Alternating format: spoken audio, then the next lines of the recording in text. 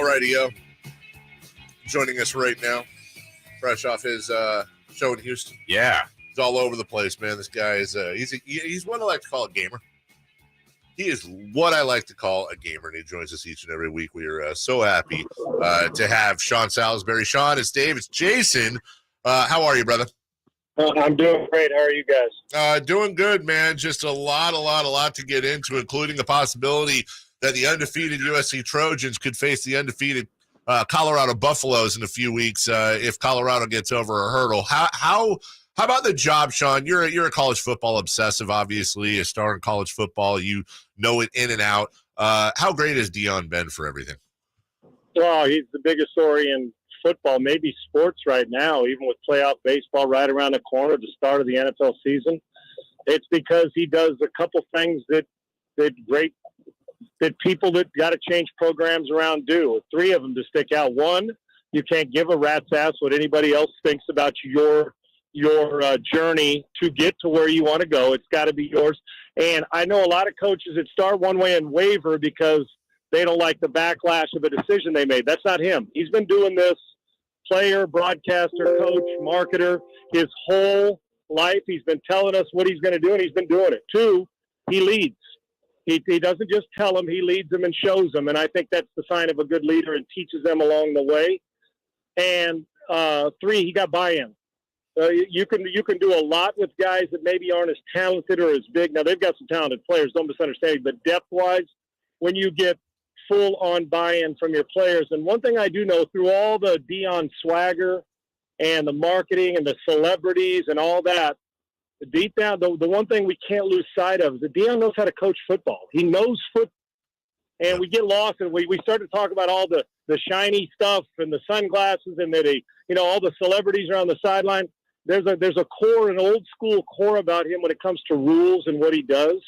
It's been phenomenal. Now, you get the other side. Yeah, they beat a TCU team, and now they won one game last year, but beat a TCU team that's overrated. They're not very good this year. They're not last year. They beat a Nebraska team that us three might be able to score and beat, and they can't score. And then they were 3 touchdown damn near home against Colorado State. All that being said, you still got to win them. You only play it's on the schedule. If he gets through September undefeated, I can call him coach of the year now, but it's going to get a little bit tougher, and I mean that a little bit facetiously, and Oregon's going to be brutal. Matter of fact, I'll say this, and Deion's teams may win because they can score, and Shedeur Sanders shows every week he's got guts and plays great under pressure. If I set it at 95, the over-under for USC and Oregon's point totals the next 2 weeks, I'm taking the over. Yeah. I'm taking the over. So you're going to have to get a lot of scores against them. And can the depth hold up with all those transfers on your team? He's been fantastic. Sean, do you think, and I agree with a lot of what you said there too about just where he is, and he's just starting at least at Colorado, and I think a lot of people want to just vault them all the way up there, but I think there's some bumps coming up. But if we look at year 2 or year 3, year 4 at Colorado, if he stays there that long, are we talking about a guy that could lead a team to like that national championship talk? And I'm with you. I mean, the key here is when you said if he stays there that long. Now, listen, I know he loves what he's doing because if you're not immersed into what you're doing, what a great setting. Now, think about it, Dave, too. You guys, Dave, you had mentioned, and with your question here, guys, that we think about what the setting's going to look like in Boulder on the last Saturday of the month if they beat Oregon. It is as crazy going on as there is in college football in any SEC school, and the Pac-12 is the best conference of college football. What he's building there, if he does stay, why not? If you can turn it around and he's going to get recruits, then that's another thing that coaches don't like, is that Deion's going to waltz into your backyard and take a guy inside your fence that was going to go to Southern Cal or Alabama, and now it's switching conferences and doing all that. He can. And as long as he's got the quarterback, a dynamic perimeter playmakers, what he's got to build now is the depth of the physicality and get a defense to where I know he'd want it.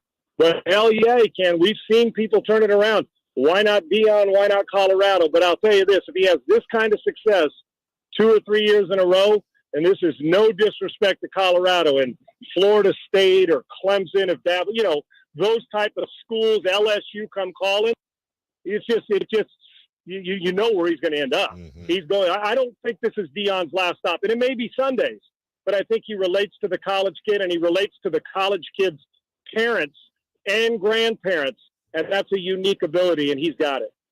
I don't want to in any way seem like I'm disrespecting Deion Sanders, a guy that, as you know me long enough. I've watched this kid since he was a freshman at Florida State. I am a true blue, lifelong Deion Sanders fan, personally and professionally. He's also he's played the game his whole life, but let's just for the sake of argument, Sean, say that Deion from an X's and O's point of view is not talented at all, or at least he's inexperienced, and he's not a Belichick, he's not a Mike Tomlin. He let's say he's below average. Are we in a place right now, kind of to your point, where a college football coach can compete for and win national championships as an average play caller, but a legendary person in the living room? Now, when you're recruiting, get the right players. Yep. I'll even take it a step further. Now, when you say average play caller, I do know it's got two sides to it. One is you give me Jimmies that are the Jimmies and the Joes that are phenomenal talent.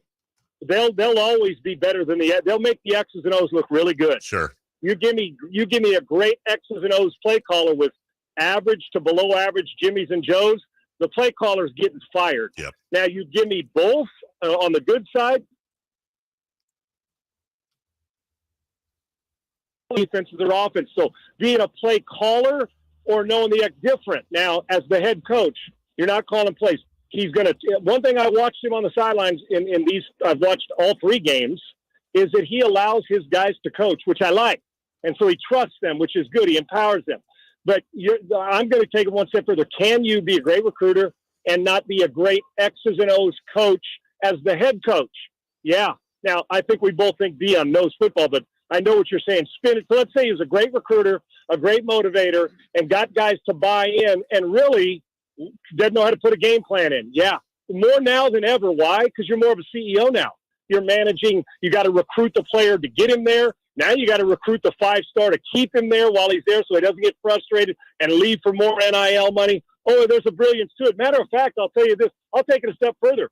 Give me a great staff with a great CEO as a head coach. I'm going to win far more than I am with a great X's and O's head coach and an average staff that doesn't know how to recruit and doesn't know how to call plays. I mean, they're just average. Give me that guy because, listen, that's why I think we need a Hall of Fame for assistants. Hire great assistants, and then you go do what you do and let it rip. That's far easier to make a change and to win than it is with a guy who has no idea how to relate to people. But, man, his staff's good. But the other side of it is give me a good staff, but a great recruiter and a great motivator and a great leader. Oh, you're going to win. And so, yes, he can. I've seen coaches. I had a player tell me, and I'll leave the legendary Hall of Fame coach's name out. Last couple of years of his college career was falling asleep in the stands during practice. He'd been in it forever. And so you had a couple times he had to blow the horn and kind of wake him up. So he was an overseer, right? Just taking a break, let his coach. And they were still winning. I mean, it's no disrespect to the guy when you've been in it a long time. The point is that's why you hire great assistants to do that part. Now you've earned the right to get to the CEO-ship. Now do it right. And Deion's about as good as there is at getting buy-in from people. As far as his son, Shedeur Sanders, Sean, what kind of a pro prospect do you think he is? Big time and climbing ladders every week. Listen, you look at just the Pac-12 alone. Let's go to DJ Uiagalelei at Oregon State. Little rejuvenation, playing good football, big body after his freshman year at Clemson. We loved him. Penix is every week putting up numbers back-to-back years. The guy's a monster. We know Caleb Williams right now, unless he decides to quit football, is going to be the first pick of the draft. I mean, you go up into Bo Nix can play when Rising's healthy. This is loaded quarterback conference, and that's why it's better than the SEC or Big Ten right now because the veteran quarterbacks who are in it. With that said, Shedeur Sanders is another one. I think he's a first-round pick. He's a dynamic playmaker, but I love every week how he's making great decisions. He is throwing the ball to the right guy under duress and leading you to touchdown drives when the game is on the line. And other than really Nebraska, the game's been on the line against TCU and especially the 98-yard against Colorado. And it's not just that all the time. We know about the athleticism. It's the processing of plays to get the ball to the right guy and seeing coverage under duress. He's a great pressure player. If this continues, he's going to be he and Drake May and Caleb Williams. We're looking at about 5 or 6 first-rounders possibly. Shedeur Sanders, if the draft was today, is a first-round pick. Can you imagine Sean coaching a team? And I know you've just got the 2, but imagine 2 of your kids on the team. You're the coach. One is the star Heisman guy, the other a pick 6, while your other kid's on the sideline. It's not just about Colorado and Deion and the sunglasses and all that. This is a dad getting to coach his kids while he builds this program up, and I can't think of anything more priceless. Oh my gosh, are you kidding me? No doubt about it. How much pride is that? And then you still got to coach them hard because you want to make sure that the rest of the guys see. And plus, I've always expected more from my kids than I would from anybody else, whether it's at a young age, whether they can provide or not. But there's a way, and you can't treat them all the same. Right? Their personalities are different. Your own kids' personalities are different. But what I do love is he has expectations for his kids, and he expects them to go out and work. And I loved after the game when they wanted to talk about Shedeur and his kids and Shiloh. And he said, listen, it's more than just my kids. Because in truth, with all this said and done, if you don't have good players, Deion could talk all he wanted, have all the swagger and prime time and all that. If you don't have good players, you're not winning. You'll get fired as a coach. So the Jimmies and the Joes matter. And he's got one at safety and one at quarterback that are both pretty damn good. And that DNA, is close to it didn't fall far. They know how to play, and Pops was pretty good himself. So now he's gotten them believing to carve out their own career.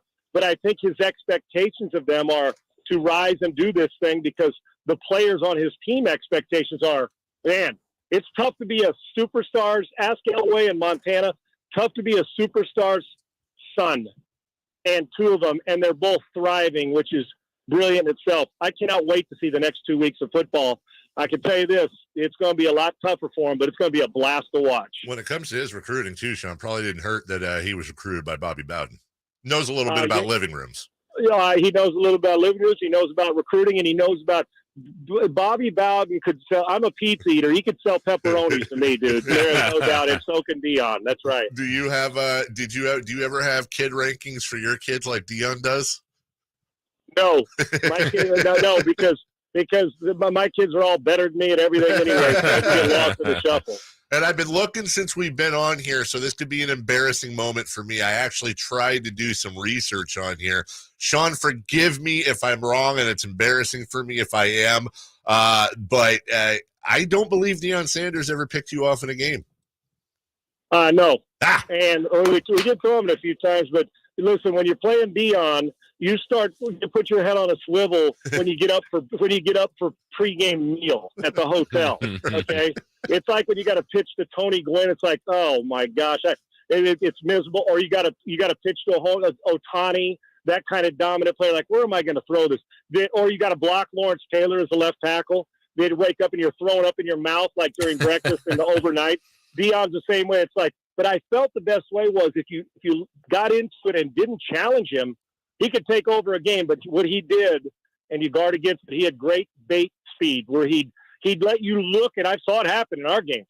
He'd let you think the guy had you beat, and so you throw it up, and his catch-up speed was so good. It's like, no, not today, son. I ain't throwing the ball to you because I know that catch-up speed's like 4.2. Right. So, yeah. Or maybe it's just the fact that I decided that maybe that day somebody else played. Who the hell knows? But I don't want to be part of primetime on the field. He was a great player. What you wanted to do was run the ball at him. Yeah. Go tackle somebody, Deion. But, yeah, what a talent he's been at everything he's done.